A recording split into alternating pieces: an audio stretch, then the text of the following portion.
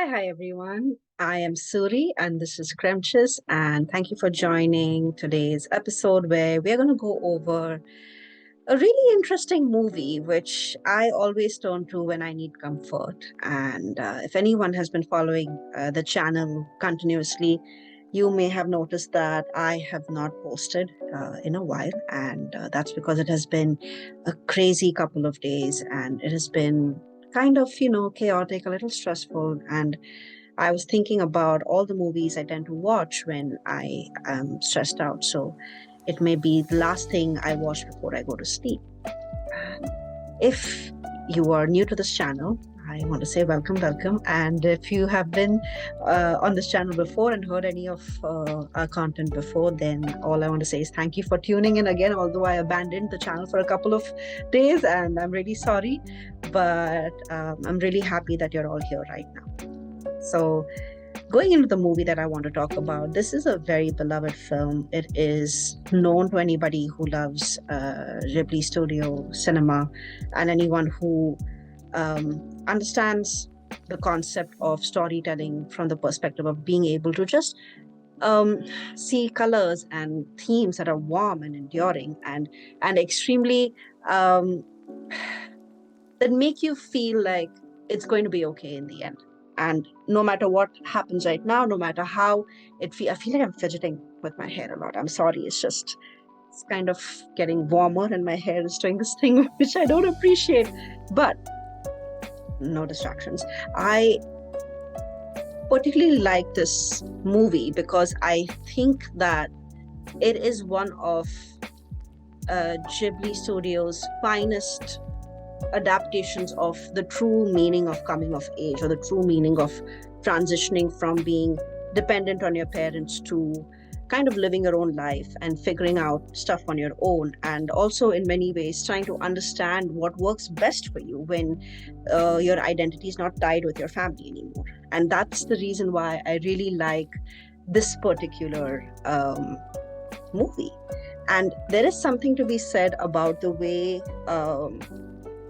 this movie is made. It is, first of all, let's get it out there. Kiki's Delivery Service. If anyone hasn't watched it, I highly recommend you to go and watch it right away. I won't be spoiling things because this is going to be well, not a short video, but this is definitely not going to be one of those long form discussions, because this movie is ideally about figuring out what works best for you and understanding, as I guess in many ways, a person who is independent of their family and their friends, and trying to figure out their individuality in many ways and trying to figure out what works for them. So when I started living away from home for the first time, there was a massive sense of independence, a massive sense of love and light around me, where I was very confident and very sure about the future ahead of me.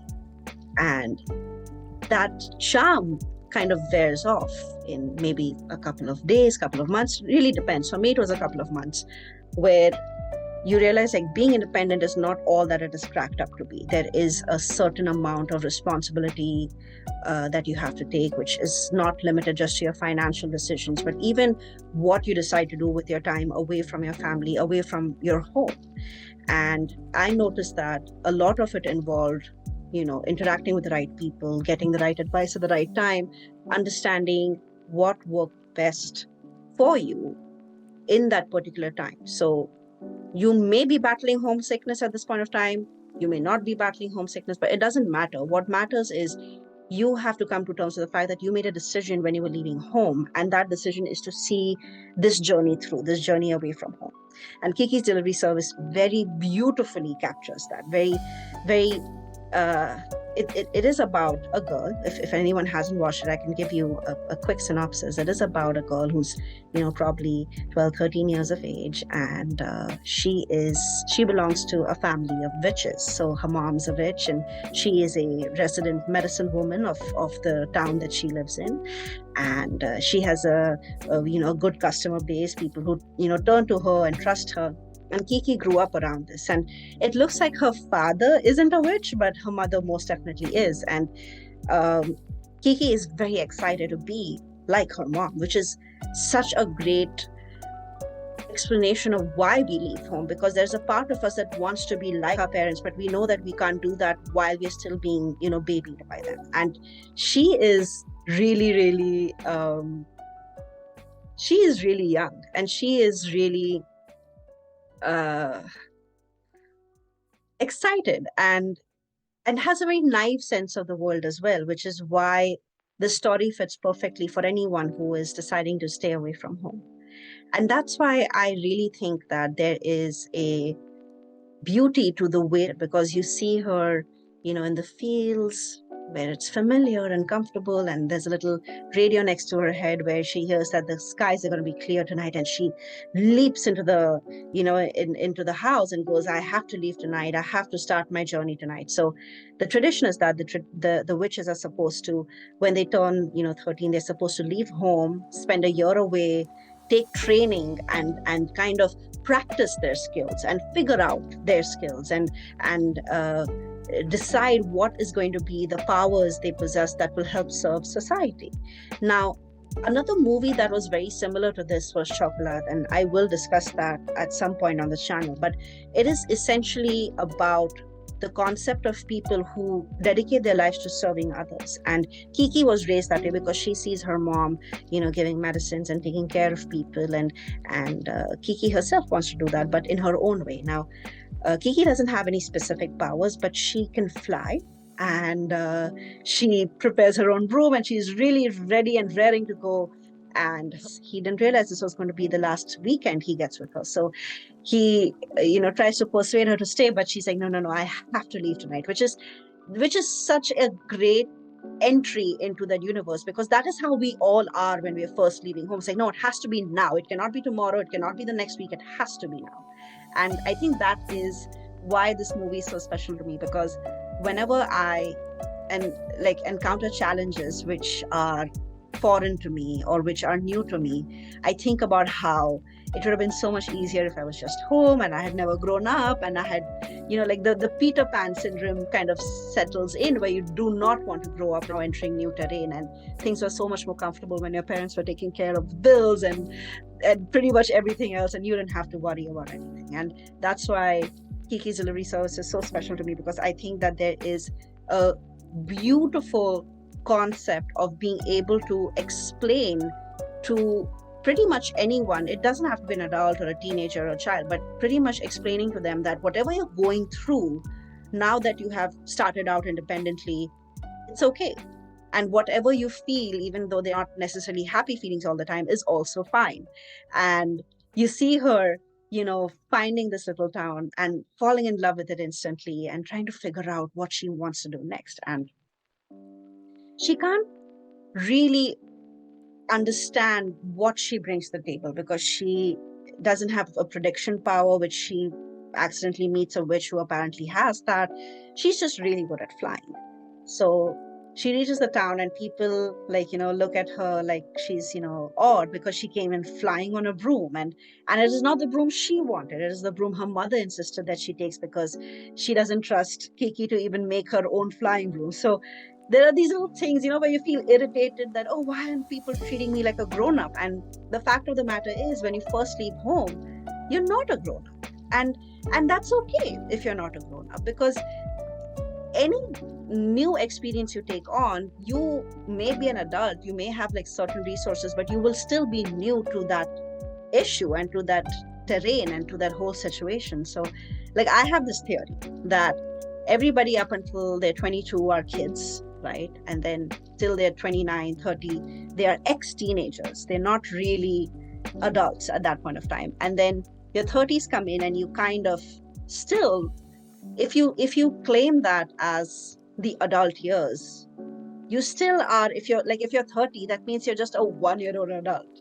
And if you're just a 1-year-old adult, what do you really know about what you're doing? And I think that is Kiki's Delivery Services message, to let us know that in the long run, no one really knows what they're doing. They're just kind of figuring themselves out. And Kiki meets this wonderful lady who is expecting a child, and is running a bakery, and she has this wonderful burly looking husband who helps her run the bakery. And she says, I have a spare room. Why don't you stay with me? We will, figure out how you like use your powers to help people. Because Kiki being Kiki very quickly understands that she can have a delivery service where she transports goods from one place to the other using her broomstick and her flying paths. And what I think is amazing about that is it really depicts the concept of a person who is independent for the first time, where they haven't figured out what they can be good at. They haven't practiced enough to understand that, but they take whatever known resources they have and they immediately start, using that because they have to pay the bills. And there's this fantastic scene. It's like from a gorgeous angle where you can see the aisles and you can see Kiki like pushing a shopping cart through the aisles. And you see all these beautiful goods just stacked up, and Kiki's like checking the prices. Oh my God, so much for eggs, so much for pancakes. Like, why is it so expensive? And you see that she has like this familiar. She has a cat. Of course she does, because she's a witch. She uh the cat like looks at a mug that has the image of a cat, and he goes, oh my God, we have to get that. Like, that is so cute. And you think about the first purchases you made when you are an independent entity, and those purchases are always stupid. Like, those are things that you did not need. And like, what, Kiki, you don't have mugs in the house? You absolutely need to have that mug with a cat on it. And I think the cat in many ways is I think his name is Gigi. And I think the cat in many ways represents the part of our experiences, the part of our soul which is not ready to live outside of naivety and outside of innocence. And that is Gigi. He represents her innocence in many ways, and how she really trusts that, buying that cup, even though it's expensive, even though she knows practically that it's expensive, she buys it. And you get to see that she meets amazing people throughout it. Of course, the lady who bakes, her husband, a wonderful boy who's studying aerodynamics and invites her because he's trying to understand how a witch's powers work. And to see this story in a timeline where both machine and magic exist side by side is what is truly beautiful about this story. um, there's this one particular character that I adore, and she's this artist who lives in the woods by herself. And she is kind of a mentor to Kiki in many ways, because she's also like Kiki, living on her own, away from her family, pursuing her art. And Kiki goes through this situation, and I don't kind of want to go into the details of what that situation is, but she loses her ability to fly. And it's not because she's physically harmed or something, but it is more of an emotional, mental element of hers that gets that gets I don't want to say harmed, but it gets impacted in a way where she loses her faith in humanity in some form, and she loses her ability to fly. And this friend that she meets in the forest, while running a particular delivery errand, comes to pick her up and checks in on her and says, you know, don't think about flying. Don't worry about flying. Just take a nap in the afternoon, go for a walk, go sing, go dance, like do anything but worry about flying. And then one day the flying will just come. And she explains that to her, giving her the example of herself, that I also went through artist block, that a person who adores art also went through artist block, also struggled, also didn't quite understand what was going wrong. And instead of worrying about it, she just stopped. She took a second. She took a minute to feel aligned with herself and bring her faith back into herself. Because when you lose faith in humanity, you also lose a little bit of faith in yourself. And I think that's the story where, as children, you have this very colorful version of the world. You want to believe in the best of people. But the more you're exposed to people, you realize not every person is the same. Everyone has their struggles and their flaws and their shortcomings, and everybody struggles in a way that makes sense only to them.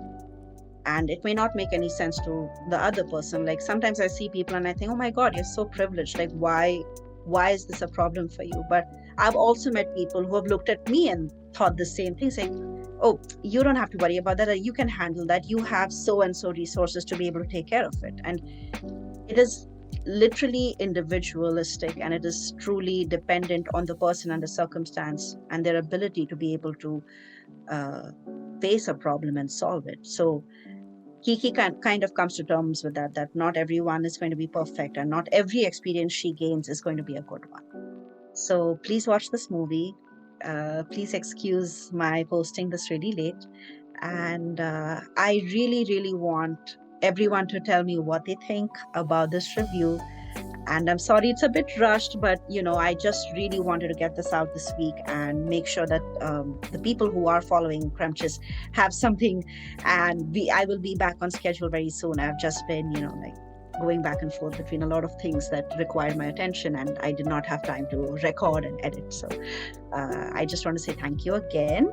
And please like and share and subscribe. And I am so excited to restart this whole thing again. I have finally, the schedule will finally stabilize and normalize soon. So I'm really excited to get into this. There's a lot of great new movies I have watched and new shows I've watched that we will get, really deep into and have one of those longer conversations that I know some of the people on the on the subscriber list enjoy. So I will see you soon, and I will also make sure that the next movie has a bit of an update. So maybe I can leave a little post so you know when it is coming up, because the schedule has changed a bit, as you know.